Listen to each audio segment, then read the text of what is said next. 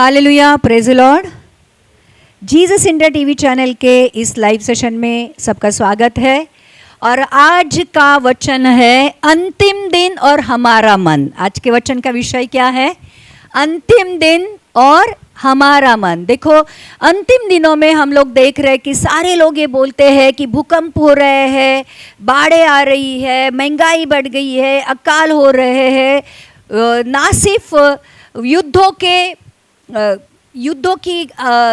सिर्फ युद्ध के बारे में बातें कर रहे हैं, लेकिन आज हम देख रहे हैं कि हवा में युद्ध हो रहे हैं। एक देश, दो प्रबल देश, तीन प्रबल देश एक दूसरे के खिलाफ खड़े हैं और हम जानते हैं कि सच में आखिरी दिन आ गए हैं। लेकिन प्रियो, आज हम और एक आखिरी दिनों के बारे में बात करने वाले हैं। ये जो बातें हैं जो आज बाहर ही हो रही है, जैसे भूकंप आ रहे हैं या अकाल पड़ रहा है या फिर झगड़े हो रहे हैं जाति जाति या राष्ट्रों के ऊपर लड़ाइयाँ कर रहे हैं, जो कुछ भी आज हो रहा है ये बाहर से हो रहा है। लेकिन आज हम एक बात भूल गए हैं और वो ये है कि अंतिम दिनों में परमेश्वर ने एक बहुत बड़ी बात कही है और वो बात ये है कि 2 तिमोथी 3 अध्याय का पहले 5 वचन अगर हम पढ़ते हैं तो आज हम इस वचन के ऊपर थोड़ा सा गंभीरता से बात करेंगे, क्योंकि वचन में लिखा है कि अंतिम दिनों में अधर्म बढ़ेगा। मतलब आज हम ये देख रहे हैं कि एक्सटर्नली, बाहरी तौर पर आज बहुत सारी चीज़ें हमें डिस्टर्ब करती है कि जब भी विमान दुर्घटना होती है, कहीं पे बाढ़ आता है, भूकंप में बहुत बड़े बड़े शहर ज़मीन दोस्त हो रहे हैं, कहीं पर जब अभी लड़ाइयाँ चल रही, इजराइल और इराक की चल रही थी, बीच में हमास का जो भी चल रहा था, फिर पाकिस्तान, हिंदुस्तान पाकिस्तान का चल रहा है। तो जो कुछ भी लड़ाइयों के बारे में हम देख रहे हैं, हमें ऐसा लग रहा है कि अंतिम दिन आ गए हैं। तो ये सारी बाहरी चीज़ें हैं, लेकिन परमेश्वर ने एक चीज़ हमें बहुत साफ तौर पर बताई है कि अंतिम दिनों में इंटरनल, आज मनुष्य के मन में या मनुष्य के जीवन में क्या होने वाला है, ये भी परमेश्वर ने अंतिम दिनों के लिए बताया। मतलब सिर्फ बाहरी तौर पर क्या होगा ये नहीं, परंतु मनुष्य जिसको परमेश्वर ने अपने स्वरूप और समानता में बनाया था, जिस मनुष्य को परमेश्वर ने अपना हृदय और कह सकते हैं अपनी आत्मा के साथ बनाया था, उस मनुष्य ने जब आज्ञा पालन नहीं किया तो फिर क्या हो गया कि पाप इस दुनिया में आ गया और वो पाप बढ़ते बढ़ते बढ़ते बढ़ते बढ़ते बढ़ते अब कहाँ तक आ पहुँचा है, आज हम इसके बारे में बात करेंगे। तो अंतिम दिनों में सिर्फ परमेश्वर ये नहीं कह रहा है कि बाहरी तौर पर ही आपको चिन्ह दिखाई देंगे, लेकिन परमेश्वर आज हमें वचन के द्वारा ये कह रहा है कि इंटरनली आज मनुष्य के मन में भी क्या होगा वो भी दिखाई देगा। तो ये 2 तिमोथी 3 अध्याय का 1 से 5 वचन देखेंगे। पर स्मरण रख कि अंतिम दिनों में कठिन समय आएंगे। परमेश्वर क्या कहता है? नहीं, आवाज नहीं आ रही है क्या? अच्छा, उल्टा कर मग। Jesus, thank you God, thank you father, thank you holy spirit. ओली आलाला बाशी हाला गादी सकथी आलाला। Hallelujah, hallelujah, hallelujah, praise the lord. आ रही आवाज? Hallelujah, praise the lord, praise the lord, praise the lord. Jesus, thank you God. तो प्रियो, जैसे हम लोग आज एक बहुत सामर्थी वचन सुनने वाले हैं और वो वचन ये है, अंतिम दिन और मनुष्य के मन, या अंतिम दिन और हमारे मन। हम लोग आज जैसे ही इंटरनेट खोलते हैं तो हर जगह हमें ये सुनाई देता है, दिखाई देता है कि भूकंप हो रहे हैं, पूरे शहर के शहर ज़मीन दोस्त हो रहे हैं। हम देख रहे हैं कि लड़ाइयाँ हो रही है। आज इजराइल और ईरान की लड़ाई बहुत ज़्यादा सीमा पर है, सीज़फायर हो गया है, लेकिन अंदरूनी हमें पता है कि दोनों देश एक दूसरे के लिए दुश्मनी कर रहे हैं। बहुत सारे लोग इजराइल के खिलाफ खड़े हैं, इंटरनली जाति जाति के ऊपर, धर्म धर्म के नाम पर बहुत सारे झगड़े और बहुत सारे युद्ध हो रहे हैं। हम ये भी देख रहे हैं, अकाल पड़ रहे हैं, बहुत सारी बाढ़ें आ रही है और शहर के शहर आज नष्ट हो रहे हैं। और हम लोगों ने आज देखा है कि और सब लोग जब देखते हैं तो सब लोगों का एक ही मानना है और एक ही बात कहते हैं लोग कि अंतिम दिन आ गए, अंतिम दिन आ गए, हम आखिरी से भी आखिरी दिनों में आ गए।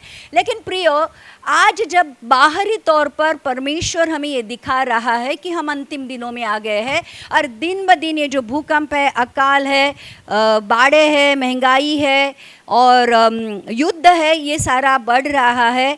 आज पृथ्वी सारी चीज़ों को सहन नहीं कर पा रही है, तो नेचुरल कैलामिटीज़ बहुत ज़्यादा बढ़ रही है, बीमारियां बढ़ रही है। हम लोग देख रहे हैं कि कोविड जैसा बहुत बड़ा एक बीमारी आ गई जिसकी वजह से सारी दुनिया को सोचने पर मजबूर हो गया कि सच में हम अंतिम दिनों में आ गए। तो ये सारी चीज़ें जो है प्रियो, ये बाहरी तौर पर आज परमेश्वर हमें दिखा रहा है, लेकिन परमेश्वर आज हमें मनुष्य के मन कैसे बदल रहे हैं, मनुष्य का स्वभाव कैसे बदल रहा है और आज मनुष्य कितना ज़्यादा गंदा, कितना ज़्यादा अपवित्र, कितना ज़्यादा दुष्ट और कितना ज़्यादा खतरनाक होते जा रहा है, ये भी परमेश्वर आज हमें दिखा रहा है।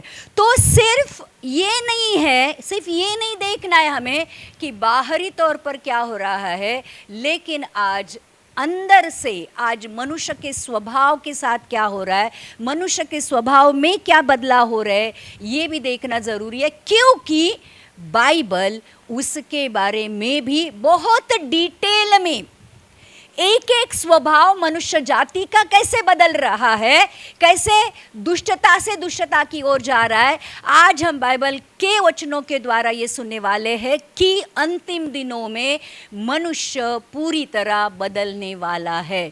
और इसलिए 2 तिमोथी 3 अध्याय का पहला वचन कहता है कि स्मरण रख, पौलुस तीमुथियुस को कहता है कि स्मरण रख कि अंतिम दिनों में कठिन समय आएंगे।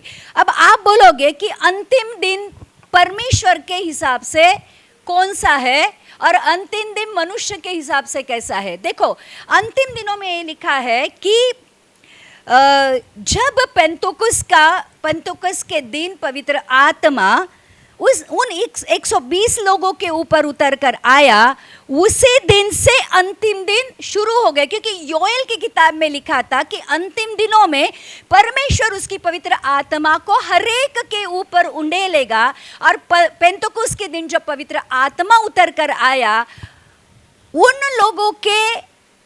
लोगों को ऐसे लगा कि यीशु मसीह अब चला गया और जैसे ही यीशु मसीह स्वर्गारोहण हो गया और पवित्र आत्मा इस दुनिया में आ गया, अंतिम दिन आ गए। क्या उनको लगा? अंतिम दिन आ गए। अब मुझे प्रियो बताओ कि 2000 साल पहले अगर अंतिम दिन आ गए हैं तो 2000 साल के बाद कितने ज्यादा अंतिम से अंतिम दिनों में हम रहेंगे। अब परमेश्वर के तरफ से अंतिम दिनों की व्याख्या ये है कि 1000 साल का यीशु मसीह का जो पृथ्वी पर का राज्य शुरू होने वाला है, उसके पहले के दिन, मतलब यीशु मसीह आएगा, कलीसिया को लेके जाएगा, इस पृथ्वी पर 7 साल विपत्ति महाविपत्ति का काल होगा और उसके बाद जब यीशु मसीह उसके चुने हुओं के साथ जो स्वर्ग चले गए हैं उनके साथ जब घोड़ों के ऊपर वापस आएगा, उसके बाद यीशु मसीह का जो 1000 मिलेनियम वाला राज्य शुरू हो जाएगा।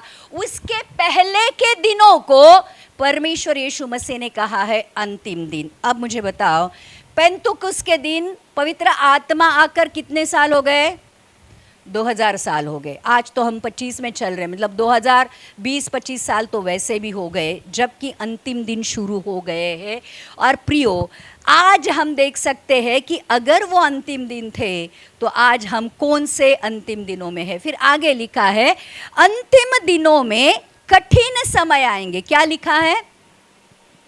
कितने लोग अब जब यहाँ पर ये सिस्टर बैठे हैं, सिस्टर आप बताओ 10 साल पहले की जिंदगी और आज की जिंदगी में कितना फर्क है? बहुत फर्क है। बराबर। उस जिंदगी में जब हम थे तो हम लोगों के ऊपर विश्वास करते थे, हम पड़ोसी के ऊपर विश्वास करते थे, हम हमारे बच्चों के ऊपर विश्वास करते थे, हमारे भाई के ऊपर विश्वास करते थे, बराबर। अब कर सकते हैं, आज नहीं कर सकते हैं, बराबर। आपको अगर आपकी घर की चाबी आपके पड़ोसी के हाथों में देनी है, आप 10 बार सोचते हो। लेकिन उस दिनों में 10 साल पहले हम महीनों तक गांव जाते थे, लेकिन हमारी घर की चाबी पड़ोसी के साथ रहती थी, बराबर। हम हमारे भाई बहनों के ऊपर जितना हम खुद के ऊपर विश्वास करते थे, उससे कई ज़्यादा विश्वास आज उन दिनों में हम हमारे भाई और बहनों के ऊपर करते थे। हम कहीं पे भी समझो रेलवे में अगर हम सफ़र कर रहे हैं, हमें हमारे सामान चोरी होने का डर नहीं था, हम ऐसे ही छोड़ के जाते थे। लेकिन आज हम 2 मिनट के लिए भी अगर हम रेलवे से अगर प्रवास कर रहे हैं या कहीं भी हम सफ़र कर रहे हैं, 2 मिनट के लिए भी अपने सामान को हम अपने नज़रों से दूर नहीं रख कर सकते, क्योंकि हमें पता है कि 2 मिनट में हमारा सामान। आज मंदिर में जाने के बाद चप्पल भी सुरक्षित नहीं है, हमारे बच्चे आज हॉस्पिटल में सुरक्षित नहीं है, हमारी लड़कियां आज रास्तों पर सुरक्षित नहीं है, आज जो माँ बाप है, जो सीनियर सिटीजन है, वो घर में सुरक्षित नहीं है। आज ज़माना इतना खराब हो गया है कि आपको कहीं भी आपके घर में सुरक्षितता महसूस नहीं हो रही है। क्योंकि लास्ट वीक मैंने पढ़ा एक हेडमास्टर मतलब हेडमास्टर के नीचे जो और एक हेडमास्टर होते हैं, उनकी लड़की को नीट एग्ज़ाम में कम मार्क्स मिले, तो उस बंदे ने अपनी लड़की को इतना मारा कि वो बेहोश हो गई, और फिर उसको बेहोशी की हालत में उसने वैसे ही छोड़ दिया। दूसरे दिन वो स्कूल चला गया, बच्ची वैसे ही बेड पर पड़ी थी, देखा नहीं, बाद में आकर जब देखा तो वो मर चुकी थी। तो नीट एग्ज़ाम में उसको कम मार्क्स मिले, इसलिए एक पिता ने अपने बच्चे को जान से मार दिया। अब एक न्यूज़ ये था कि 5 साल का एक बच्चा, लड़का, जिसके साथ कोई अनैसर्गिक संबंध बनाना चाहता था, उस लड़के ने वो बनाने नहीं दिया, तो वो आदमी ने उस लड़के को इतना मारा, वो 5 साल का लड़का मर गया। जैसे आज हम देख रहे हैं कि औरत शादी प्यार किसी और से कर रही है, शादी किसी और से कर रही है, शादी करने के बाद उस आदमी को मार रही है और अपने प्रेमी के साथ भाग रही है। ये पहले था क्या? हम सोच भी नहीं सकते थे कि ऐसे किस्से सुनने में आएंगे। आज जो तरुण पीढ़ी में हम देखते हैं कि जवान लोगों में तो जो आजकल ट्रेंड चल रहे हैं या जो कुछ भी हो रहा है, आज हमारे सोच से परे है। अब मुझे बताओ कि इस कठिन समय में, कठिन का समय का अर्थ बिब्लिकली या देख सकते हैं, अगर लेंगे थेरोटिकली तो कठिन समय, परेशानी भरा समय, बेचैन करने वाला समय, मुश्किल समय, हिंसक समय और खतरनाक समय। क्या आज के दिन के लिए ये जो शब्द मैंने उच्चारे हैं ये लागू होते हैं? आज का जो समय है वो खतरनाक है या नहीं? बराबर। आज का समय है हिंसक है, कहीं पे भी कोई भी किसी को कैसे भी मार सकता है, पता नहीं चलता है, बराबर। आज हम हमारे घर में भी सुरक्षित नहीं है। ये मुश्किल समय है, ये बेचैन करने वाला समय। जब भी हम ऐसे न्यूज़ को सुनते हैं, हमारा दिल व्याकुल होता है। जो माँ बाप अपने बच्चों को स्कूल भेजते हैं, कॉलेज भेजते हैं, जब तक बच्चा सुरक्षितता के साथ घर में नहीं आता है, हमारे दिल में जान नहीं आती है। आज माहौल इतना खराब हो चुका है, ये परेशानी वाला समय, ये कठिन समय है। और आप देख रहे हो दिन ब दिन बातें खराब हो रही है, दिन ब दिन ज़माना इतना ज़्यादा दुष्ट हो रहा है, इतना ज़्यादा, मतलब हम सोच भी नहीं सकते हैं उतना आज ज़माना खराब हो रहा है। तो प्रियो, सारे जो नीति नियम है, एक कॉन्शियस रहता है, मन का एक कॉन्शियस रहता है। परमेश्वर ने हर एक के मन में एक कॉन्शियस दिया है। कॉन्शियस का मतलब होता है कि एक सत विवेक बुद्धि दी है, एक अंतरात्मा डाला है, जो अंतरात्मा आपको ये कहता है कि क्या सही है और क्या गलत है। लेकिन आज लोगों ने उस अंतरात्मा की बातें सुनना ही बंद कर दिया है और नीति अननीति, मॉरल इमोरलिटी, ये सारी बातें आज इस ज़माने के व्याख्या में या जीवन में है ही नहीं। और ध्यान रखना, और एक बात है इस ज़माने की, जो इंसान पवित्र जीवन जीना चाहता है, जो इंसान अच्छा जीवन जीना चाहता है, जो इंसान धर्मी जीवन जीना चाहता है, उसको प्रॉब्लम है। आज जब 10 लोग करप्शन करते हैं, 10 लोग भ्रष्टाचार करते हैं और कोई एक भ्रष्टाचार नहीं करना चाहता, तो वो लोग उसको गला दबाते हैं, उसको टॉन्टिंग करते हैं, उसका जीना मुश्किल करते हैं।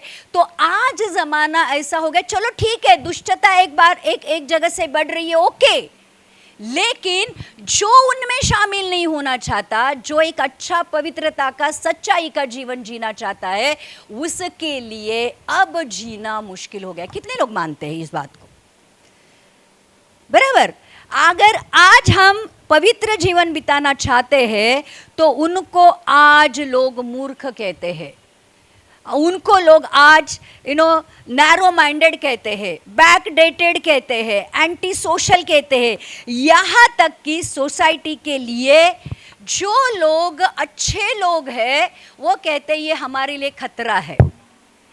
जब हम एक गर्दी के साथ, एक मॉब के साथ जो वो कर रहे नहीं करते हैं, तो फिर अगर कोई मॉब गलत चीज़ों को करने के लिए जा रहा है और उस गलत चीज़ों में जब हम शामिल नहीं होते हैं, प्रियो, वही मॉब हमारे लिए हमारा जीना मुश्किल कर देता है। बराबर।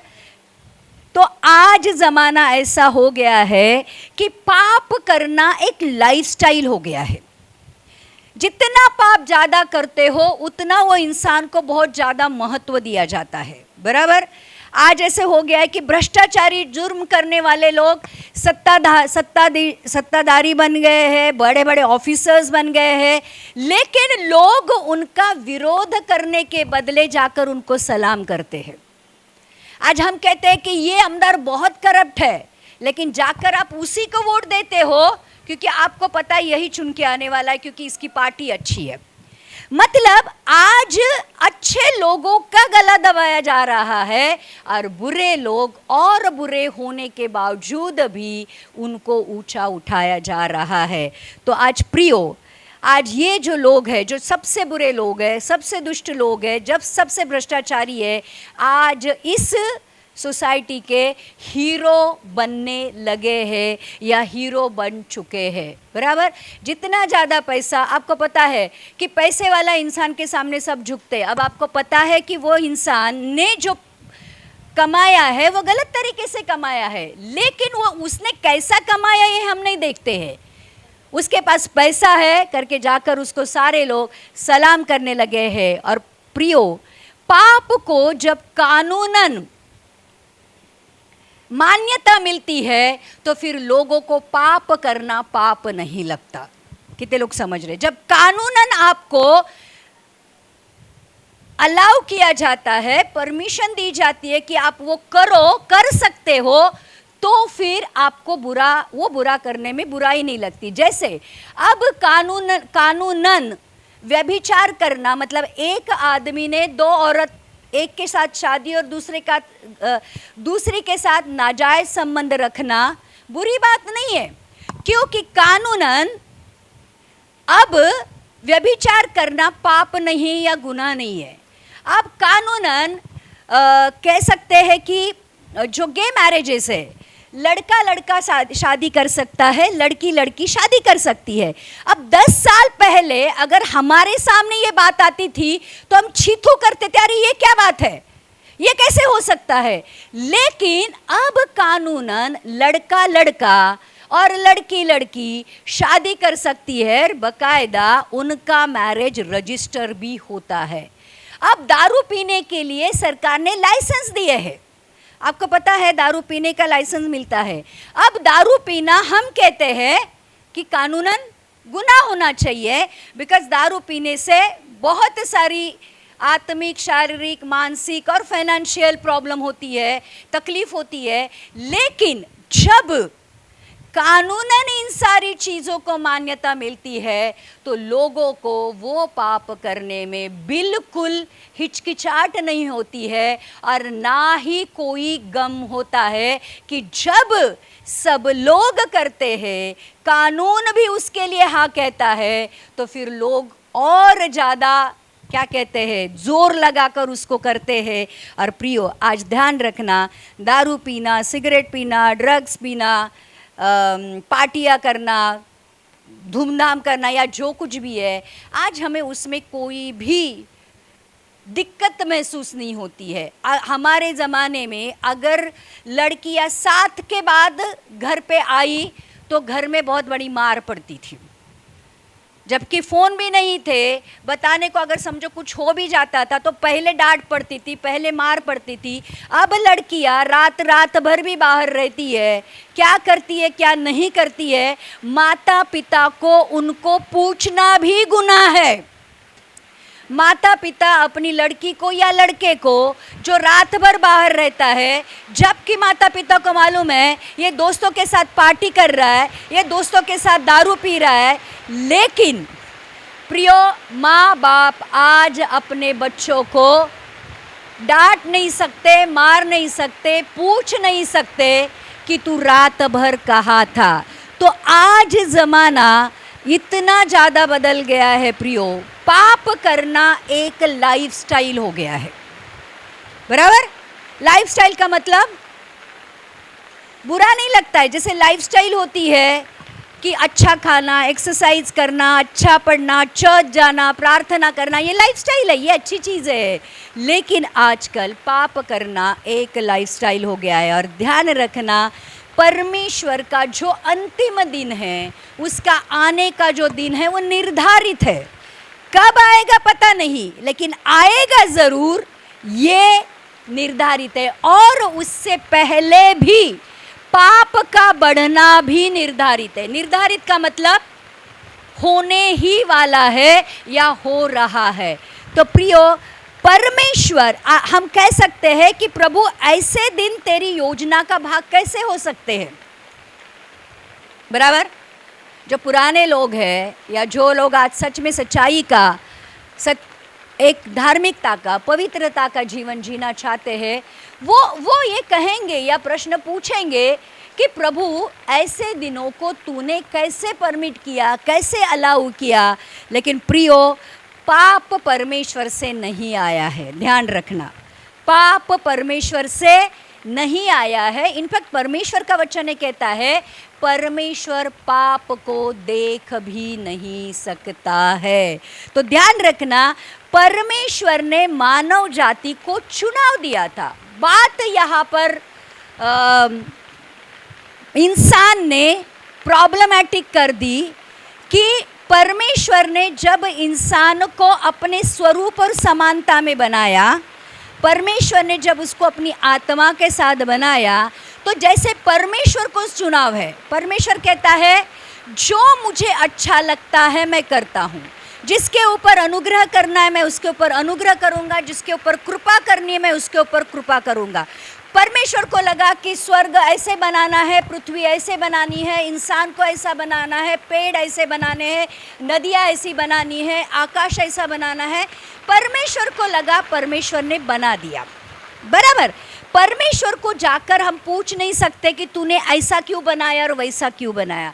वैसे ही जैसे परमेश्वर के लिए चुनाव था, वैसे ही परमेश्वर ने जो इंसान बनाया था उसको भी परमेश्वर ने चुनाव दिया था। ध्यान रखना, अगर परमेश्वर आपको चुनाव नहीं देता था तो आप रोबोट बनते थे। रोबोट अपने मन से कुछ नहीं कर सकता है। बराबर? रोबोट को जब आप, या फिर आपका मोबाइल है, जब तक आप उस मोबाइल को आज्ञा नहीं देते हो कि ये कर वो कर, तब तक वो कुछ नहीं करता है।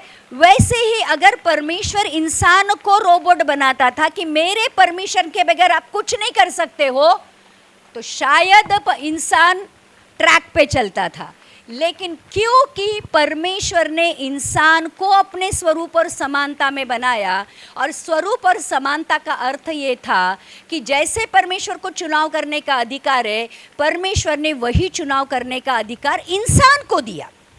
अब इंसान को ये कहा कि देख, चुनाव का मतलब ये था, उस अदन वाटिका में 2 वृक्ष थे। कौन से थे? अदन वाटिका के बीचों बीच चुनाव करने के लिए परमेश्वर ने 2 चीजें रखी थी। अभी चुनाव करने के लिए 2 चीजें चाहिए, नहीं चाहिए? एटलीस्ट 2 चीजें चाहिए चुनाव करने के लिए, इधर ये चुनूं कि ये चुनूं, बराबर। इसलिए अदन वाटिका के बीचों बीच परमेश्वर ने 2 वृक्ष रखे थे। एक था जीवन के फल का वृक्ष और एक था भले और बुरे के ज्ञान का वृक्ष। अब जीवन के वृक्ष के बारे में परमेश्वर ने कुछ कहा था कि खा मत खा? नहीं, परमेश्वर ने आदम को कहा था कि इस अदन वाटिका के सारे फल तू बिना खटके मतलब बिंदास खा सकता है। जो फल खाना है खा ले, ना खा ले, जब भी खाना है खा ले, लेकिन अदन वाटिका के बीचों बीच वाला जो भले और बुरे के ज्ञान का वृक्ष है, उसका फल कदापि नहीं खाना। और आगे लिखा है, खाएगा तो अवश्य मरेगा। अब मुझे बताओ कि आपको कहा गया ये जहर है, खाना नहीं, खाएंगे तो अवश्य मरेंगे। आप खाओगे? भले ये ग्लास में नॉर्मल पानी है, इसमें कोई जहर नहीं, लेकिन मैं बोलूँगी कि इसमें जहर मिलाया हुआ है, पी लो। आप पियोगे? कितना भी मैं फोर्स करूंगी तो भी पियोगे नहीं, क्योंकि आपको डाउट लगेगा कि इसमें जहर रहेगा। अब देखो, आदम ने कितना बड़ा रिस्क लिया था, किसके चक्कर में आके? शैतान के चक्कर में आके। अब शैतान क्या कहता है? उस वृक्ष का फल खाओगे तो अवश्य नहीं मरोगे, परंतु तुम्हारी आंखें खुल जाएगी, अब तुम परमेश्वर के समान बन जाओगे। अब मुझे बताओ, आदम को उस परमेश्वर की बातों को मानना चाहिए था जिसने उसको बनाया, मतलब जिस परमेश्वर ने आदम को बनाया, उस परमेश्वर की बातें मानना चाहिए था, या उस शैतान की जो आके परमेश्वर के वचन के विरुद्ध बातें करता है? आपको क्या लगता है, किसकी बात माननी चाहिए थी? परमेश्वर की। लेकिन रिस्क आदम ने उठाया और उस वृक्ष का फल खाया जिसको परमेश्वर ने खाने के लिए मना किया था। और प्रियो, जानबूझकर जब आदम ने उस वृक्ष का फल खाया और वो भले बुरे का ज्ञान पाकर पापी हो गया और पाप इस दुनिया में आ गया। और इसलिए प्रियो, परमेश्वर का वचन आज भी हमें ये कहता है, परमेश्वर आज हमसे ये कहता है, कलीसिया से स्पेशली, कि तुम्हारे सामने जीवन और मृत्यु को रखा है। इस बाइबल के द्वारा परमेश्वर आपको ये कहता है कि क्या करना है और क्या नहीं करना है। करोगे तो क्या होगा, नहीं करोगे तो क्या होगा। अब आदम ने जो गलती की, क्या आप उस गलती को वापस दोहराओगे? आदम के साथ क्या हो गया आपने देखा। अब परमेश्वर ये चाहता है कि भले आपको चॉइस दी गई है, आपकी जिंदगी के साथ आपको क्या करना है, लेकिन परमेश्वर चाहता है, देख तेरे सामने मैंने जीवन और मृत्यु को रखा है, और मैं चाहता हूं, मैं तेरा जीवन देने वाला, तेरा उत्पन्न करता, तेरा रचने वाला, ये चाहता हूं कि तू जीवन को चुन। लेकिन फिर भी मनुष्य परमेश्वर की बातों को नहीं मानता है। और प्रियो, आज ध्यान रखना, अब जो चुनेंगे उसके अनुसार आपका न्याय होगा। ये भी ध्यान रखना बहुत ज़रूरी है, क्योंकि ध्यान रखना, आज हमारी और हमारी सोसाइटी की हालत हमारे चुनावों की वजह से है। आज जो कुछ भी हमारी ज़िंदगी में हमने चुनाव किया है उसकी वजह से आज हमारी जीवन की हालत है, और सारे लोगों ने मिलकर जो चुनाव किया है उसकी वजह से आज सोसाइटी, उस देश, उस राष्ट्र, उस उन सारे लोगों की हालत ये हो गई है। जैसे आज हम कहते हैं कि पृथ्वी बहुत सारे नेचुरल कैलेमिटीज़ आ रही है, बराबर, कभी भी बारिश आ रही है, कभी भी धूप आ रही है, कभी भी कहीं पे सुनामी आ रही है, भूकंप हो रहे हैं, अकाल आ रहे हैं। आज मैंने देखा कहीं पे नेट पे एक बहुत बड़ा बादल का टुकड़ा नीचे आकर गिरा है, बराबर, देखा होगा लोगों ने कि कुछ भी हो रहा है, कुछ भी मतलब कुछ भी हो रहा है।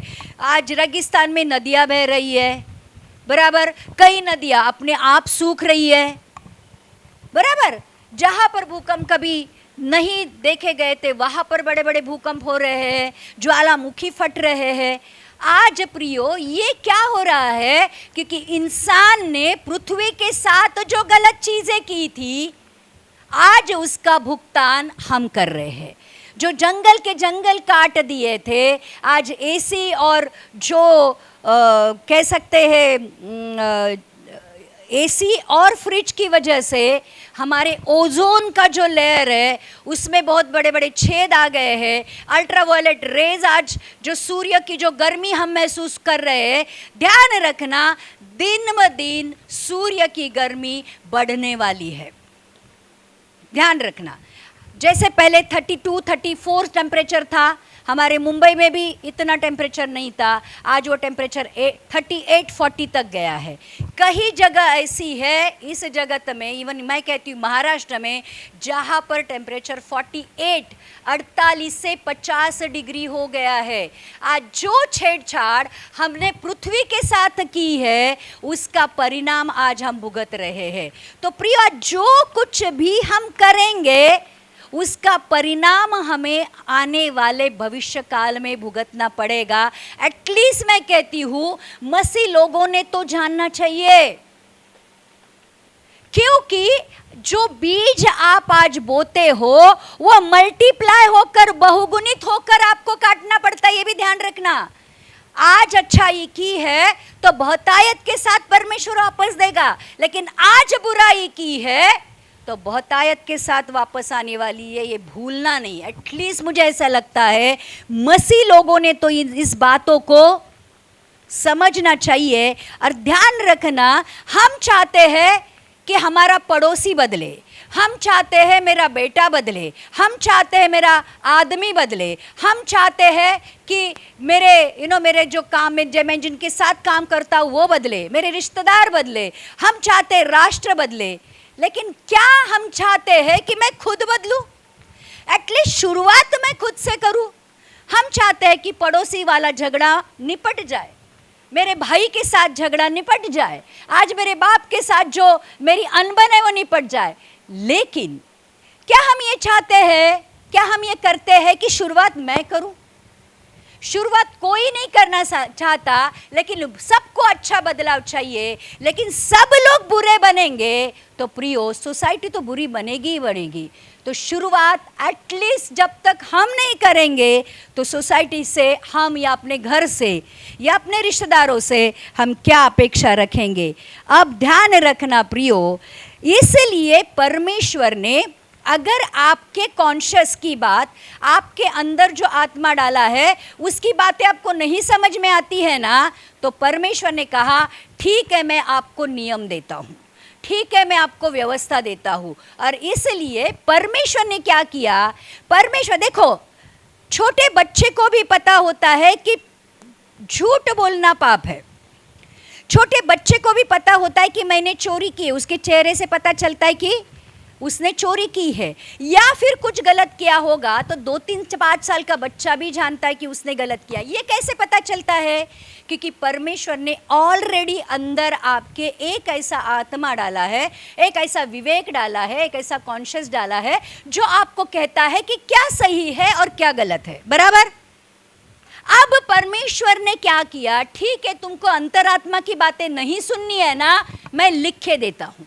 और फिर परमेश्वर ने क्या किया, मूसा को उस सीनै पर्वत पर बुलाया, 40 दिन 40 रात उसके साथ परमेश्वर रहा, और फिर जाते समय मूसा को कहा, रुक, मैं अब इजरायली लोगों के लिए कुछ नियम देता हूं और उनको उस नियम का पालन करना पड़ेगा। अगर उस नियम का पालन नहीं करेंगे तो मैं उन्हें शिक्षा दूंगा। और फिर सीनै पर्वत पर लिखा है, परमेश्वर ने पत्थर की पाटियों के ऊपर अपने हाथ से लिखकर 10 नियम मूसा को दे दिए, और फिर मूसा ने वो नियम इजरायली लोगों को दे दिए, और फिर उसी नियमों के ऊपर आज बहुत सारे देशों की घटनाएं बनी हैं, बहुत सारे देशों के नियम कानून बना है परमेश्वर ने दिए हुए नियम के ऊपर। ध्यान रखना, अब ये नियम कहाँ से आए हैं?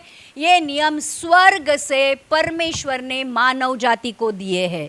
तो प्रियो, जब उन नियमों का परमेश्वर ने देने के बावजूद भी लोगों ने पालन नहीं किया, तो परमेश्वर ने फिर उनको शिक्षा देना शुरू किया। फिर क्या हो गया, नए करार में यीशु मसीह ने आकर खुद उन सारे नियमों को पालन करते हुए मानव जाति को ये एक संदेश दिया कि एक मनुष्य अगर परमेश्वर के वचन और परमेश्वर की आत्मा से चलता है तो परमेश्वर के सारे नियमों का पालन कर सकता है।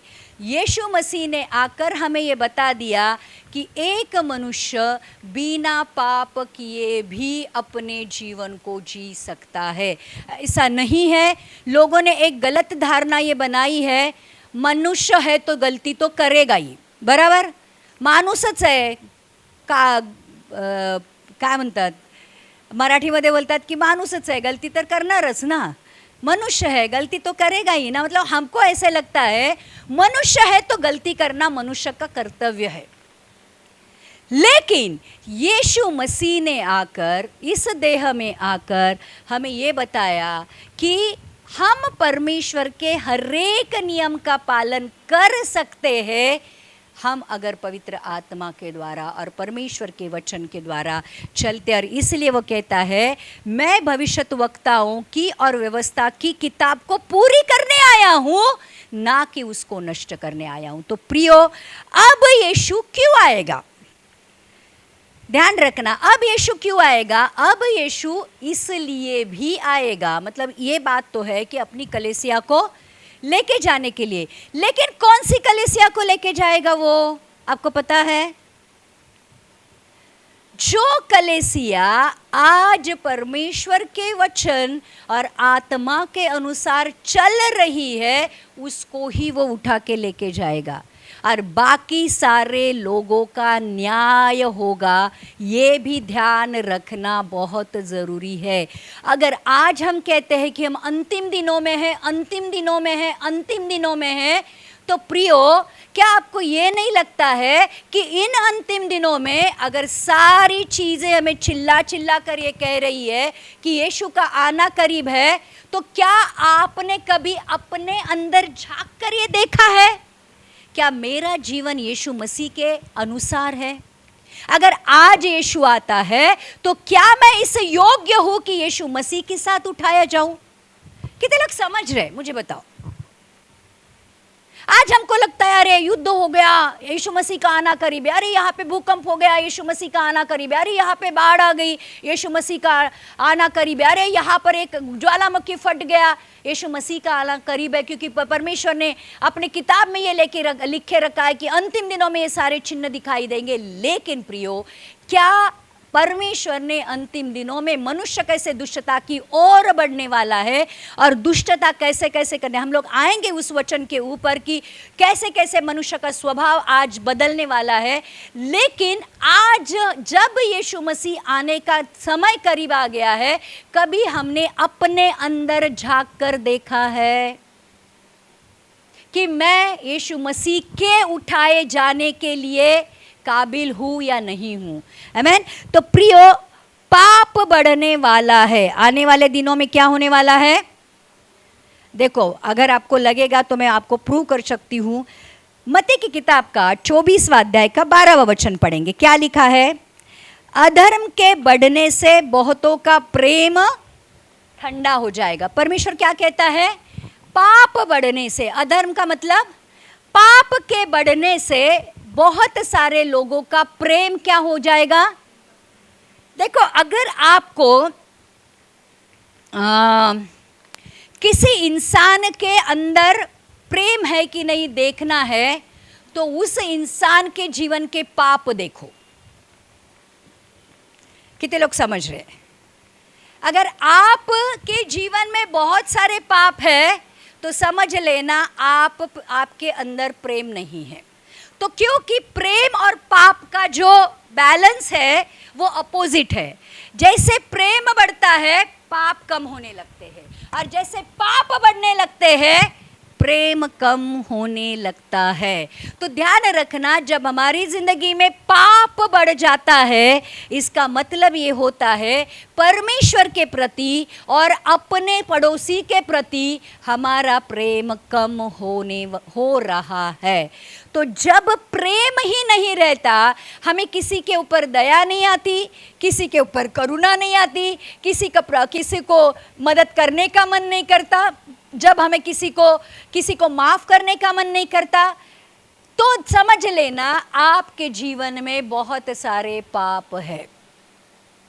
क्योंकि जैसे जैसे आपके जीवन के पाप बढ़ जाते हैं, वैसे वैसे आप क्या प्यार कम होने लगता है। इसलिए यहाँ पे लिखा है अधर्म के बढ़ने से प्रेम ठंडा का मतलब इंसान कब ठंडा हो जाए?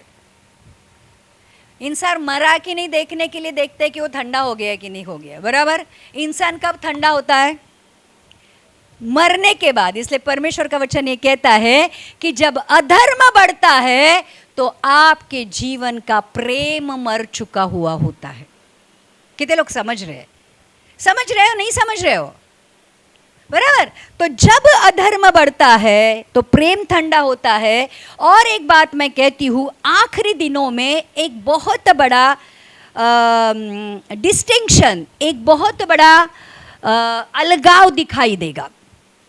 एक बहुत बड़ा अलगाव दिखाई देगा। और वो अलगाव क्या है? और उस अलगाव को जानने के बाद आप कौन सी कैटेगरी में आते हो ये आपको जानना पड़ेगा। दानियल की किताब का 12वां अध्याय का, आइए हम दानियल 12:10 में लिखा है, यहां पर लिखा है, बहुत से लोग तो अपने अपने को निर्मल और उजले करेंगे। अब आखिरी दिनों में परमेश्वर के ऊपर विश्वास करने वाले लोग, परमेश्वर के आने की बाट जोने वाले लोग अपने आप को क्या करेंगे? देखो कितना सुंदर शब्दों में लिखा है, बहुत से लोग अपने अपने को निर्मल और उजले करेंगे। निर्मल और उजले का मतलब, जैसी कलीसिया परमेश्वर को चाहिए, प्रकाशमान, बिना दाग, बिना झुर्री, बिना कलम, निर्दोष और पवित्र बनाने की कोशिश करेंगे। जितने पाप अपनी जिंदगी में हैं, वचन के द्वारा, पवित्र आत्मा के द्वारा, पश्चाताप के द्वारा, दूसरों को माफ करने के द्वारा निकालते रहेंगे। मतलब निर्मल और क्या लिखा है? बहुत से लोग अपने आप को निर्मल और उजले करेंगे। पाप की वजह से जो भी दाग धब्बे हमारी जिंदगी के ऊपर है, उन सारे दाग और धब्बों को वो क्या करने लगेंगे? जैसे हम देखते हैं ना, सफ़ेदी की चमकार, बराबर एक ऐड आता है, बच्चा बहुत सारा क्या कहते हैं, गंदगी में लोटपोट होकर आता है, और देखा ना वो इसकी ऐड है, क्या बोलते हैं, एक अचार की ऐड है, वो बच्चा अपने खिसे में अचार को रखता है, फिर एक बच्चा पूरा वो गंदगी में, क्या कीचड़ में लोड़ के आता है, बिल्कुल ये करके आता है। माँ, अगर हमारी जैसी माँ रहेगी तो 2 रट्टे देगी, लेकिन टीवी वाली माँ वैसे नहीं करती है। वो क्या करती है? कोई बात नहीं, क्योंकि उसके पास एक ऐसा सर्फ है, उसके पास एक ऐसा पाउडर है, वो कहती कितना भी तू कपड़े गंदे करके आ, कोई प्रॉब्लम नहीं है, मेरे पास एक ऐसा सॉल्यूशन है जिसको लगाकर मैं तेरे कपड़े वापस पहले जैसे एसार के कर सकती हूँ, बराबर। प्रियो, आज हमारे पास, अगर वो ऐड की बात करें, आज हमारे पास भी स्टेन रिमूवल है, और वो है यीशु मसीह का लहू, बराबर। और यीशु मसीह के लहू को हम जितना ज़्यादा इस्तेमाल करेंगे हमारी ज़िंदगी में, उतना हमारी ज़िंदगी निर्मल और क्या लिखा है, उजली हो जाएंगी। तो वचन ये कहता है कि बहुत से लोग अपने अपने को निर्मल और उजले करेंगे और स्वच्छ हो जाएंगे, परंतु दुष्ट लोग दुष्टता ही करते रहेंगे, और दुष्टों में से कोई ये बातें न समझेगा, परंतु जो बुद्धिमान है वे ही समझेंगे। अब परमेश्वर के बच्चों, आपके सामने इन अंतिम दिनों में एक सवाल ये है कि क्या बुद्धिमान हो कि आप मूर्ख हो।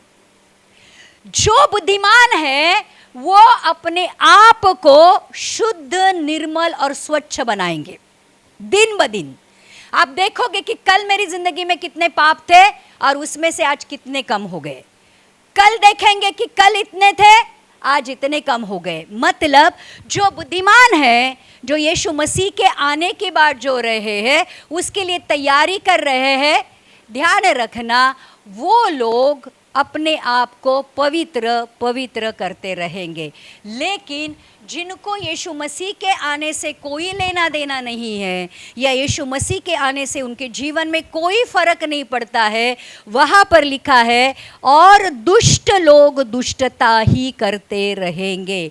आप कितना भी उनको समझाओ, आप कितना भी उनके लिए प्रार्थना करो, आप कितने भी उनके लिए उपवास करो, आप कुछ भी करो, आप अपना सर उधर पटको, लेकिन दुष्ट लोग, जो दुष्ट है वो दुष्टता करते रहेंगे। और लिखा है और दुष्टों में से कोई ये बातें, जो आत्मिक बातें हैं, वो नहीं समझेगा। ध्यान रखना, जब हम किसी दारू पीने वाले को ये जाकर कहते हैं कि देख तेरे दारू पीना अच्छी बात नहीं है, दारू मत पी, तेरा लीवर खराब हो जाएगा, देख तेरे कर्जे बढ़ रहे हैं, देख तेरी फैमिली को तकलीफ हो रही है, देख तेरी सेहत गिर रही है, उसको कोई फर्क नहीं पड़ता है। क्योंकि वो दारू की आत्मा ने उसको इस तरह से पकड़ रखा है कि वो वही करता रहेगा। इनफैक्ट वो दारू आज अगर एक पैक पीता है तो कल 2 पिएगा, तीसरे दिन और बढ़ेगा और बढ़ेगा, और एक दिन इतना बढ़ेगा कि लीवर फट जाएगा, बराबर। लेकिन दारू पीने वाले लोग इतने ज़्यादा दुष्ट, या कह सकते हैं इतने ज़्यादा निर्लज्जम सदासुखी होते हैं। वो कहते हैं परमेश्वर ने 2 फेफड़े दिए, परमेश्वर ने 2 किडनियाँ दी, परमेश्वर ने 2 पैर दिए, 2 हाथ दिए, 2 आंखें दी, 2 कान दिए, परमेश्वर ने 2 लीवर क्यों नहीं दिए? क्योंकि दारू पीने से अगर एक लीवर फटेगा तो दूसरा तो काम करेगा। मतलब सवाल किसके ऊपर आता है? परमेश्वर के ऊपर आता है कि प्रभु 2 लीवर क्यों नहीं दिए? चल एक फट गया, एक खराब हो गया, दूसरा तो काम करेगा। मतलब प्रॉब्लम आज मानव जाति के साथ, अरे सच में मैं जोक नहीं कर रही हूँ। मेरे काफ़ी सारे पेशेंट जब मेरे पास आते हैं तो ये कहते हैं परमेश्वर ने 2 लीवर देने चाहिए ना, तो मैंने बोला क्यों, और दारू पीने के लिए?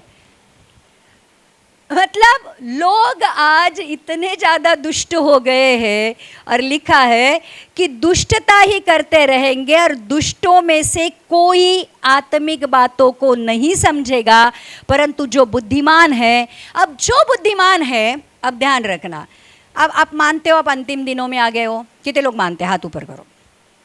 ओके, आप मानते हो अंतिम दिनों में है, यीशु मसीह का आना कभी भी हो सकता है। अब मुझे बताओ आप क्या करोगे? अब आप पापों में ही बने रहोगे कि अपने आप को शुद्ध करने की कोशिश करोगे? बोलो, कर नहीं रहे हो, that is a different thing. हम सुनते बहुत है, करते कुछ नहीं है, बराबर। अभी अंतिम दिन आ गए, अंतिम दिन आ गए, सब कुछ है, पास्टर चिल्ला चिल्ला के थक गई है, इंटरनेट पे सब बोलबाला है कि हम अंतिम में से अंतिम दिनों में आ गए। लेकिन मुझे बताओ, 100 बार ये सुनने के बाद हमारी जिंदगी में कितना फर्क है? क्या 1% भी है? नहीं, नहीं, नहीं। अगर नहीं है तो कोई बात नहीं, आज से शुरू करेंगे, है ना? अभी भी टाइम नहीं गया है। अगर आज अंतिम दिनों के लिए हमें तैयार होना है तो कोई बात नहीं, अभी तक हमने इस वचन को सीरियसली नहीं लिया है तो कोई बात नहीं, आज से हम सीरियसली लेंगे। देखो अंतिम दिनों के बारे में परमेश्वर का वचन प्रकाशित वाक्य में कहता है। आइए प्रकाशित वाक्य का 22वां अध्याय का 17वां वचन पढ़ेंगे। प्रकाशित वाक्य में आखिरी समय के लिए, 17 नहीं 11वां वचन, प्रकाशित वाक्य 22:11 में लिखा है, जो अन्याय करता है वह अन्याय ही करता रहेगा। क्या लिखा है? देखो अन्याय करने वाले लोगों से कोई ज्यादा अपेक्षा मत रखो। जिनका नाश होना है उनके जीवन के बारे में अगर आपको जानना है, कई लोग ऐसे हैं कि जो सुधरते नहीं है। तो वचन ये कहता है जो अन्याय करता है वो अन्याय ही करता रहे, और जो मलिन है वो मलिन ही बना रहे, और जो धर्मी है वो धर्मी बना रहे, और जो पवित्र है वो पवित्र बना रहे। अब आपकी कैटेगरी कौन सी है? कितने लोग समझ रहे? कितने लोग समझ रहे? अगर हम दुष्टता ही करते रहे हैं, दुष्टता में ही बढ़ रहे हैं, अन्याय ही कर रहे हैं, हमें पता है कि हम अन्याय कर रहे हैं, हम किसी को जानबूझकर नीचा दिखा रहे हैं, हम जानबूझकर अपमान कर रहे हैं, हम जानबूझकर लोगों के ऊपर बोझ डाल रहे हैं, भले छोटा रहने दो बड़ा रहने दो। जो अन्याय है वो अन्याय करता रहेगा, जो मलिन है, जो गंदा है, जो डर्टी है, वो और ज्यादा गंदापन करता रहेगा।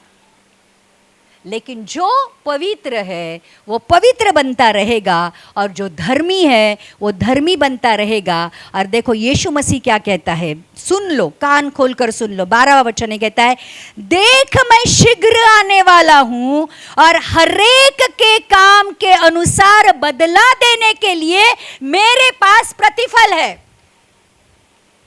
क्या लिखा है? देख मैं शीघ्र आने वाला हूं और हरेक काम के अनुसार देने के लिए प्रतिफल मेरे पास है। तो यीशु मसीह कलीसिया को उठाने के लिए तो आ रहा है, लेकिन किसको?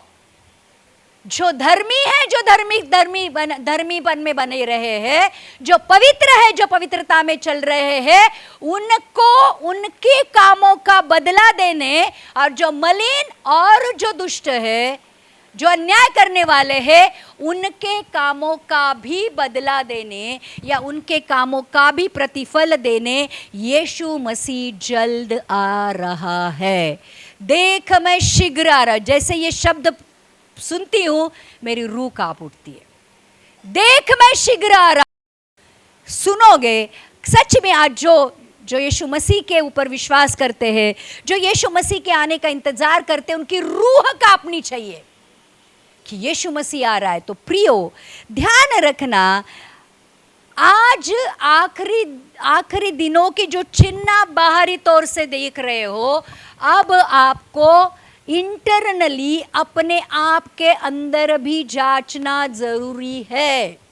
और आखिरी दिन के चिन्ह मनुष्य के कामों से पता चलेंगे।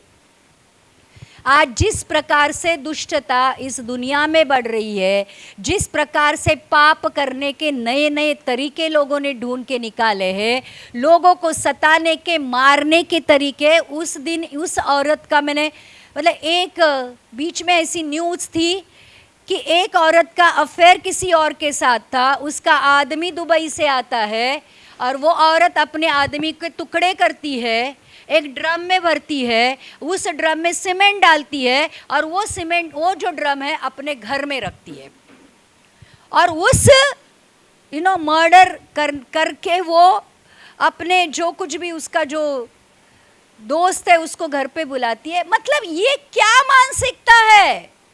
अब आजकल लोग ये कह रहे हैं, बाबा तुमको शादी नहीं करनी है ना, किसी से ना बोलो, लेकिन शादी के बाद किसी का मर्डर तो मत करो। कितने लोग समझ रहे हैं? ये कितनी बड़ी दुष्टता है कि किसी के प्यार की खातिर या झूठे प्यार या वासना की खातिर आप एक जान को मार रहे हो। एक इंसान को जो जिंदा है उसके टुकड़े करे, कितना हृदय कठिन हुआ होगा कि जिंदा इंसान के टुकड़े कर कर उसको मार डालना। आज आज दुष्टता कितनी बढ़ गई है प्रियो। मतलब आज जब आखिरी दिनों में, और जैसे ब्लश फायर होता है, आज धर्म के नाम पर, जाति के नाम पर आज लोगों को लिटरली निष्पाप लोगों का कत्ल किया जाता है। आज ये कहाँ की मानसिकता है। आज हम देख रहे हैं लोगों को, निष्पाप लोगों को मार दिया जा रहा है। ये अंतिम दिनों में बढ़ता जाने वाला है और ये बढ़ता ही रहेगा। परमेश्वर ने कहा है अंतिम दिनों के ये चिन्ह होंगे। देखो आज लोग किस हद तक पाप करने में गिरेंगे हमें नहीं पता, हमें नहीं पता। इसलिए प्रियो आज देखो, जैसे मुझे वो एक बात बहुत ज़्यादा गहराई के साथ उस दिन टच हुई, वो ये थी कि बाप की जो प्रॉपर्टी है बच्चों ने अपने नाम पर कर ली, और माँ बाप को जो 80-90 साल के हैं उनको लिटरली रास्ते पर बच्चे ने छोड़ दिया। कहीं ऐसे लोग आज रेलवे स्टेशन पर मिलते हैं जिनको बच्चों ने छोड़ दिया है। अब वो इंसान 80-90 साल का है, जो चल नहीं पाता है, जो खुद का ख्याल नहीं रख पाता है, अब उसको फैमिली से ऐसे ही छोड़ दिया जाएगा तो क्या होगा। लेकिन आज प्रॉपर्टी पैसे के चक्कर में या लोगों का प्रेम इतना ठंडा हो गया है कि अपने बच्चों को भी मार रहे हैं। ध्यान रखना, लड़की रहेगी तो लड़की को जान से मार रहे क्योंकि लड़की पैदा हो गई है। तो प्रियो आज ये जो मानसिकता है ये आखिरी दिनों में और ज़्यादा बढ़ने वाली है।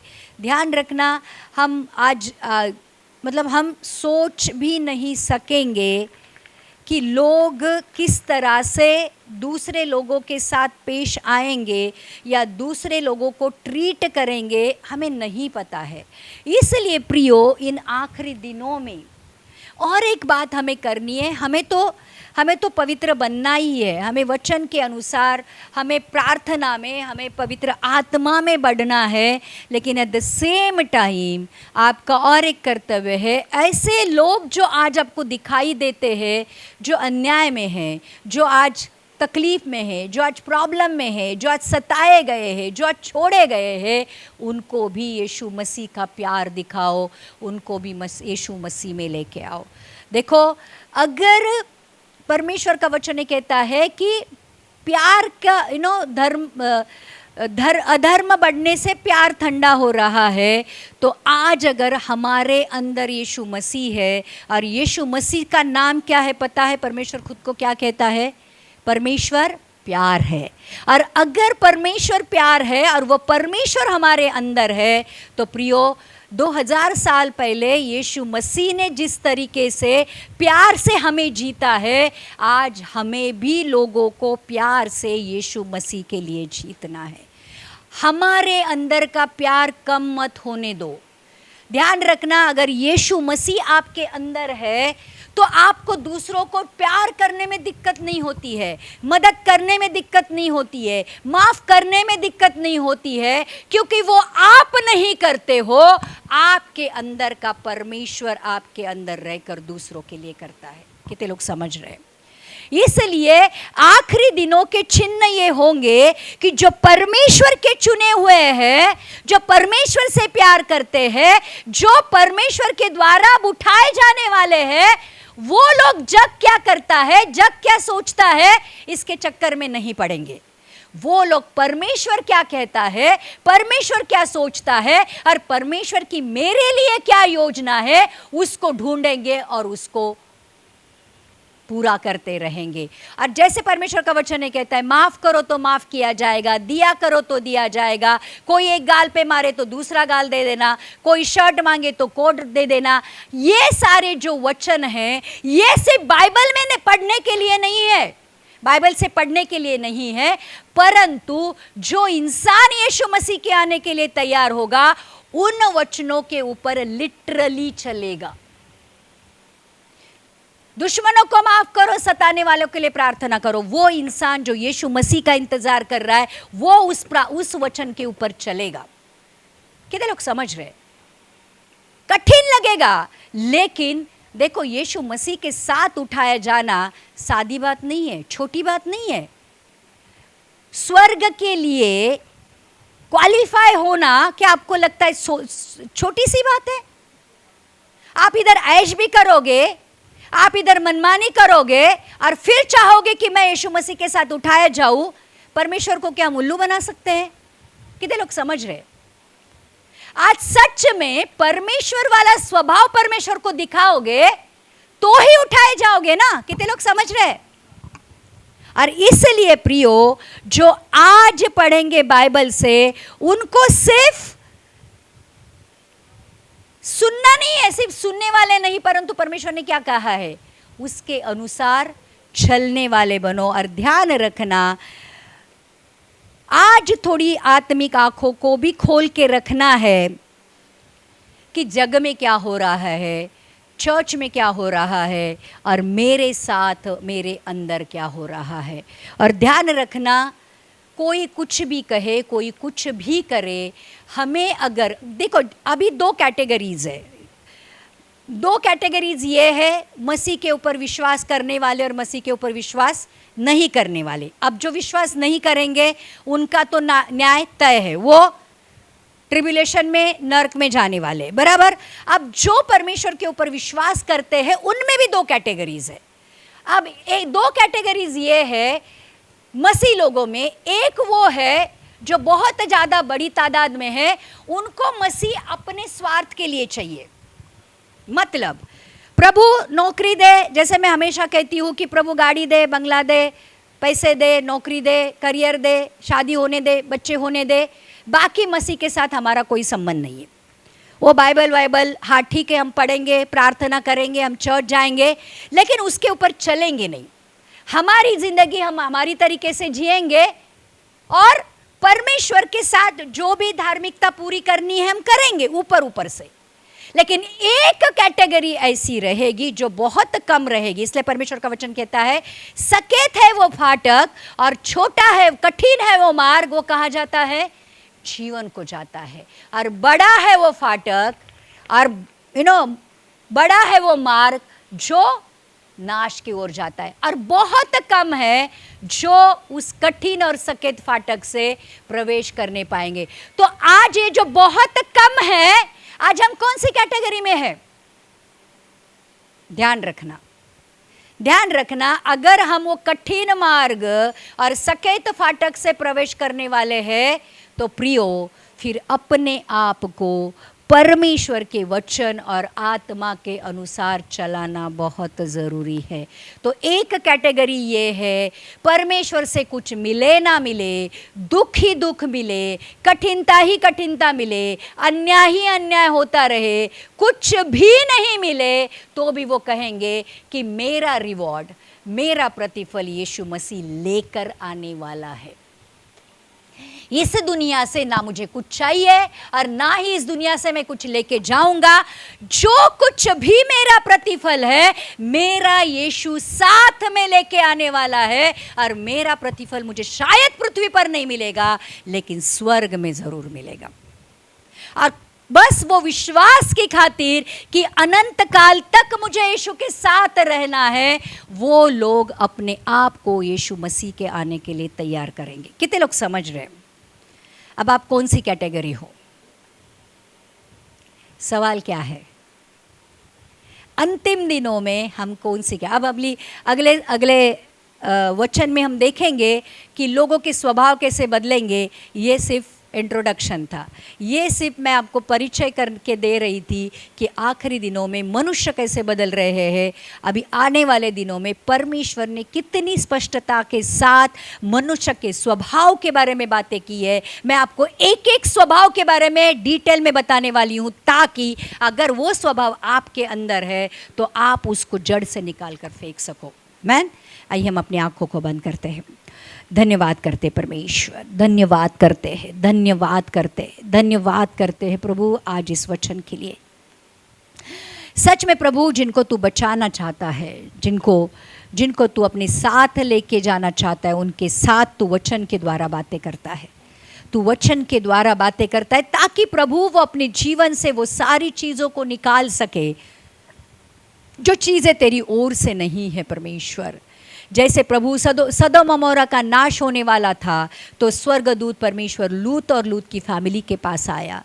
जब नूह के ज़माने में परमेश्वर जब सारी सृष्टि का तू नाश करने वाला था, लेकिन नूह को बचाना चाहिए था, बचाना चाहता था, प्रभु तू नूह के पास आया और उसको बचने का मार्ग बताया। प्रभु आज तू हमारे पास तेरे वचन को लेके आया है क्योंकि तू चाहता है प्रभु इस नाश होने वाली दुनिया से हम बच पाए और बच सके। प्रभु आज दिल से धन्यवाद देते हैं इस वचन के लिए जो आज इतनी स्पष्टता से हमसे बातें करता है कि यीशु मसीह का आना अगर करीब है तो आज हम कौन से कैटेगरी में है, कठिन मार्ग और सकेत फाटक से एंटर करने वाले लोग हैं या आज भी दुनियादारी में अपने जीवन को जीने वाले लोग हैं।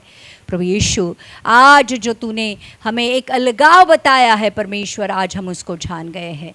आज हम पश्चाताप करते क्योंकि प्रभु बहुत सारी चीज़ें आज हमारे जीवन में भी ऐसी है जो तेरी ओर से नहीं है।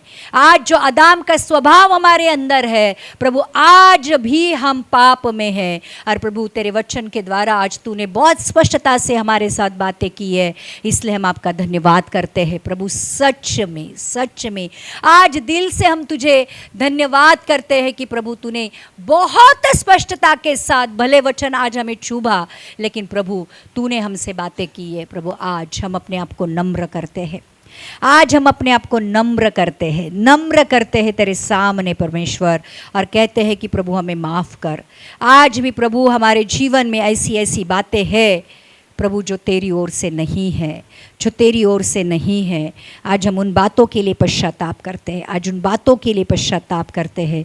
तेरे लहू से हमें साफ कर, माफ़ कर प्रभु उन सारी बातों के लिए जो हमने काफ़ी बार तो जानबूझकर की थी, काफ़ी बार अजानतेपने की थी, लेकिन प्रभु आज तेरे लहू से साफ कर। आज तेरे मार्ग पर चला प्रभु, जो मार्ग स्वर्ग को जाता है। हर प्रभु आज हमारा हाथ पकड़, आज हमारा हाथ तेरे हाथों में हम देते हैं और कहते हैं कि यीशु तू चला, तेरे पीछे हम चलना चाहते हैं प्रभु जी। प्रभु धन्यवाद करते हैं इस वचन के लिए। यीशु तेरे प्रिय नाम से मांगते हैं, सुन और कबूल कर। आमेन। आइए हम प्रार्थना करते हैं। जितने भी लोग आज हमारे साथ जुड़े हैं, जो यहाँ पर है और जो लोग आज ऑनलाइन जुड़े हैं, हम उनके लिए प्रार्थना करेंगे। प्रभु जितने भी लोग आज बीमार हैं, यस फादर, प्रभु उन सारे बीमारों के लिए हम प्रार्थना करते हैं कि प्रभु तेरा वचन कहता है तेरे कोड़े खाने से और तेरे लहू बहाने से हमें चंगाई मिलती है। प्रभु आज वो वचन को हम कबूल करते हैं तेरे बच्चों के लिए। प्रभु आज तेरे लोगों के लिए आज जितने भी बीमारियां हैं परमेश्वर, सर से लेकर पाँव तक हर एक बीमारी को हम कहते हैं यीशु के नाम से निकल जाए। जहाँ कहीं भी आपकी बीमारी है आप वहाँ पर हाथ रखो, अगर नहीं रख सकते तो अपना हाथ अपने दिल के ऊपर रखो। आज परमेश्वर का आत्मा हमारे बीच में है, आज परमेश्वर हर एक जन को जो आज हमारे साथ जुड़ा है आज चंगाई देना चाहता है। अगर विश्वास करोगे तो वचन ये कहता है कि विश्वास के अनुसार आपके लिए हो जाएगा। आज सच में परमेश्वर के लिए आपको विश्वास है कि परमेश्वर मेरी बीमारी को चंगा कर सकता है। आपके घुटनों के दर्द, आपका पीठ का दर्द, आपके सर का दर्द, आपके पेट का दर्द यीशु मसीह के नाम से निकलता जा रहा है, निकल चुका है यीशु के नाम से। डिप्रेशन, टेंशन यीशु मसीह के नाम से निकल रहा है, यीशु मसीह के नाम से निकल रहा है। थायराइड, ब्लड प्रेशर, डायबिटीज, आज हर एक ये बीमारी यीशु मसीह के नाम से चंगी हो रही है, यीशु मसीह के नाम से चंगी हो रही है। यस फादर, प्रभु जिनको भी दम की शिकायत है, जिनको भी COPD है, ILD है, यीशु मसीह के नाम से निकल रही है। आज जिस किसी को भी कैंसर है, भले वो 3rd स्टेज का कैंसर क्यों ना हो, यीशु मसीह के नाम से हर एक कैंसर की बीमारी को मैं कहती हूँ निकल जा, और वो निकल चुकी है यीशु के नाम से। हर एक पैरालिसिस आज यीशु मसीह के नाम से चंगा हो रहा है। हर एक पैरालिसिस की बीमारी आज यीशु मसीह के नाम से चंगी हो रही है। रिसीव योर हीलिंग, अपने चंगाई और छुटकारे को यीशु मसीह के नाम से स्वीकार करो। आपके विश्वास के अनुसार आज आपके साथ होने वाला है। आज जिसको भी बदन दर्द है यीशु के नाम से निकल गया, हेवीनेस है यीशु के नाम से निकल गया, साइनोसाइटिस, एलर्जीज यीशु मसीह के नाम से निकल रही है। Yes father, oh Jesus, thank you God. Tumours Yeshu Masih के नाम से पिघल रहे, कोई गांठ है यीशु मसीह के नाम से जा रही है, कोई किडनी की बीमारी है, लीवर की बीमारी है, यीशु मसीह के नाम से चंगी हो रही है, यीशु मसीह के नाम से चंगी हो रही है। यस फादर, ओ हर एक जो बच्चेदानी है उससे रिलेटेड हर एक बीमारी, लहू बहने की बीमारी, फाइब्राइड्स, पीसीओडी यीशु मसीह के नाम से निकलता हुआ जा रहा है। प्रोस्टेटिक कैंसर यीशु मसीह के नाम से चंगा हो रहा है। किसी को आज किडनी की बीमारी है, डायलिसिस है, पथरी है, यीशु मसीह के नाम से पिघल रही है, यीशु के नाम से, यीशु के नाम से, यीशु के नाम से। यस फादर, हो प्रभु धन्यवाद करते हैं, धन्यवाद करते। सर दर्द यीशु मसीह के नाम से जा रहे, बुखार, इन्फेक्शन यीशु मसीह के नाम से जा रहे, स्किन इन्फेक्शन यीशु मसीह के नाम से चंगे हो रहे। ओ प्रभु धन्यवाद, धन्यवाद, धन्यवाद। वापस से प्रभु प्रार्थना करेंगे उन लोगों के लिए जिनको नौकरियां नहीं है। प्रभु तेरे बच्चों को अच्छी अच्छी जगह पर प्रभु उनको नौकरियां दे। जिनको एडमिशन चाहिए अच्छी जगह उनको एडमिशन्स दे प्रभु। जिनको बच्चे नहीं हो रहे प्रभु उनको सुंदर से प्यारे से बच्चे होने दे प्रभु। जिनके घर में झगड़े हैं वो घर के झगड़े के बदले उनके जीवन में शांति आने दे प्रभु। आज प्रार्थना करते हमारे बच्चों के लिए। आज हमारे बच्चे प्रभु तुझसे दूर है, दुनियादारी में है प्रभु, व्यसनाधीनता में है परमेश्वर। आज हमारे बच्चे परमेश्वर बुरी संगति में है। आज हरेक का नाम लेकर तू उनको पुकार परमेश्वर, उनका नाम ले लेकर प्रभु तू उनको अपने पास बुला ले। उनके ऊपर प्रभु तेरे पवित्र आत्मा का अभिषेक कर, कठिन हृदय को निकाल दे प्रभु। आज एक मांसमय हृदय उनके लिए दे। और प्रभु हमारे बच्चों का प्रभु, आज हमारे जितने भी जो हमारे रिश्तेदार है जिनका उद्धार नहीं हुआ है उनका तो उद्धार कर परमेश्वर। यीशु के नाम से मांगते प्रभु जी। प्रभु यीशु आज जो वचन हमने सुना है हम सिर्फ सुनने वाले नहीं परंतु उसके अनुसार चलने वाले बने, ऐसे होने दे। यीशु मसीह के नाम से मांगते हैं सब लोग कहेंगे आमेन, आमेन, आमेन।